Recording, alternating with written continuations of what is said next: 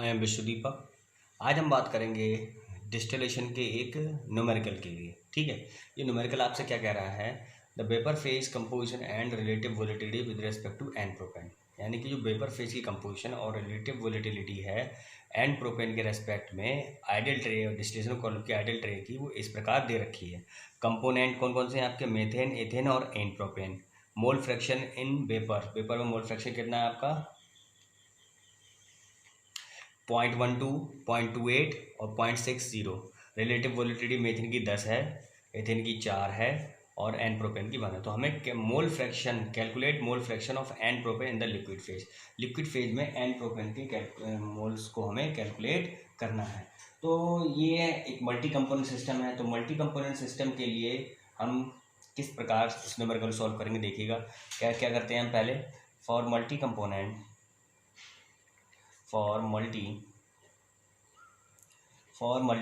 System. Multi component system है जिसमें से आपका वाई ऑफ ए है वो किसके बराबर होता है, x of A vapour pressure of A upon total pressure. ठीक है, तो ऐसे केसेस में क्या होता है, हम जानते हैं कि जो वाई ऑफ के है वो हमारा किसके बराबर होता है, K of A into x है। मल्टी कंपोनेंट सिस्टम की बात कर रहे हैं यहाँ पर। और वाई ऑफ बी किसके बराबर होता है, K of B into X B. ठीक है, वाई ऑफ सी किसके बराबर होता है आपका, के ऑफ सी इंटू एक्स सी। ठीक है, ये हमारा बराबर होता है। तो अगर हम के ऑफ ए निकालें, ठीक है, तो किसके बराबर होता है, vapour pressure of A upon total pressure. K of B निकालें, vapour pressure of B upon total pressure.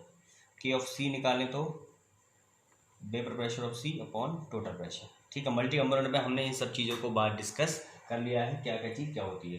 ठीक है, तो relative volatility multi component system के लिए किस प्रकार डिफाइंड होती है। जो रिलेटिव वोलेटिलिटी है वो आपकी multi component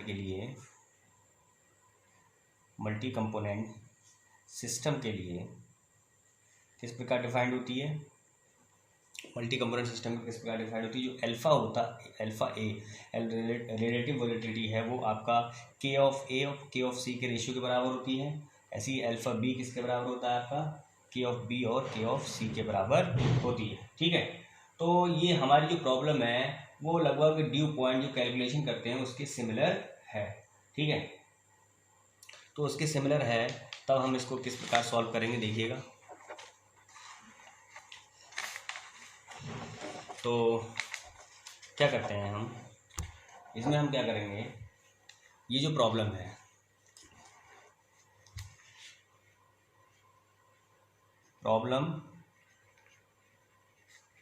similar to dew point set calculation. Dew point की कैलकुलेशन है उसके सिमिलर आपकी ये इसकी कैलकुलेशन है। तो उसमें क्या होता है, mole fraction of A B और सी लिक्विड फेज आपके 1 के बराबर होगा। ठीक है, ये आपकी कंडीशन है ड्यू पॉइंट की। ये कंडीशन किसकी है, condition of due point, condition for due point. ठीक है, अब तो हमारा वाई ऑफ ए किसके बराबर हो जाएगा, एक्स ए के बराबर, वाई ऑफ बी के बी, वाई ऑफ सी के सी, ये किसके बराबर हो जाएगा, 1 के बराबर। ठीक है, अब हमें पता है कि आपका जो अल्फ़ा है वो किसके बराबर होता है, अल्फ़ा ए की वैल्यू कितनी है 10 है और ये किसके बराबर है, के ए अपॉन के सी के बराबर। तो यहाँ से क्या आ जाएगा, जो के ए है हमारा 10 के सी के बराबर आ जाएगा। सिमिलरली आपका के बी आ जाएगा 4 के सी के बराबर। ठीक है, तो ये हम वैल्यू क्या रख देंगे, ये वैल्यू इस वाली इक्वेशन में रख देंगे। तो जब ये वैल्यू इसमें इक्वेशन रखेंगे तो क्या आएगा, Y of A over 10 K C plus Y of B over 4 K C plus Y of C over K C is equal to 1।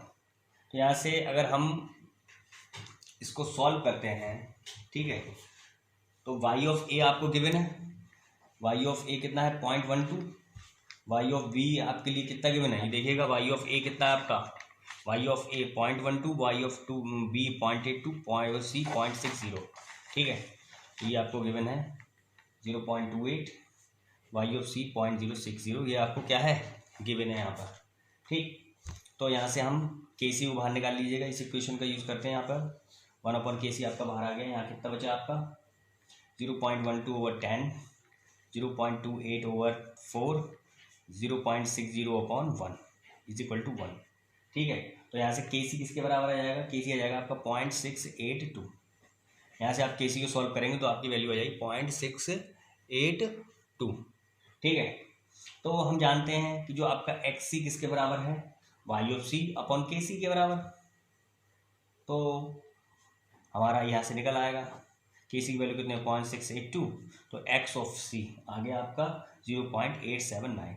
यही हमसे पूछ रहा था कि जो N प्रोपेन है, हमसे पूछ रहा था कि मोल फ्रैक्शन हमें निकालना है N प्रोपेन का लिक्विड फेज में। तो N प्रोपेन का जो मोल फ्रैक्शन है लिक्विड फेज में कितना है 0.879। तो ये हमारा आंसर हो गया। तो इस न्यूमेरिकल के रिगार्डिंग यदि आपको कोई डाउट है, पहले इसके लिए तो आपको मल्टी कंपोनेंट डिस्टिलेशन है उसको पढ़ना पड़ेगा कि मल्टी कंपोनेंट डिस्टिलेशन क्या होता है, मैं पढ़ा चुका हूँ। ठीक है, यदि आपको उसके रिगार्डिंग कोई डाउट है तो आप पूछ सकते हैं। तो यहाँ पर ये न्यूमेरिकल ख़त्म होता है, और इस न्यूमेरिकल में यदि किसी को कोई दिक्कत है तो वो नीचे कमेंट सेक्शन में लिखकर हमसे पूछ सकता है। आज के लिए इतना ही काफ़ी है। Thank you class.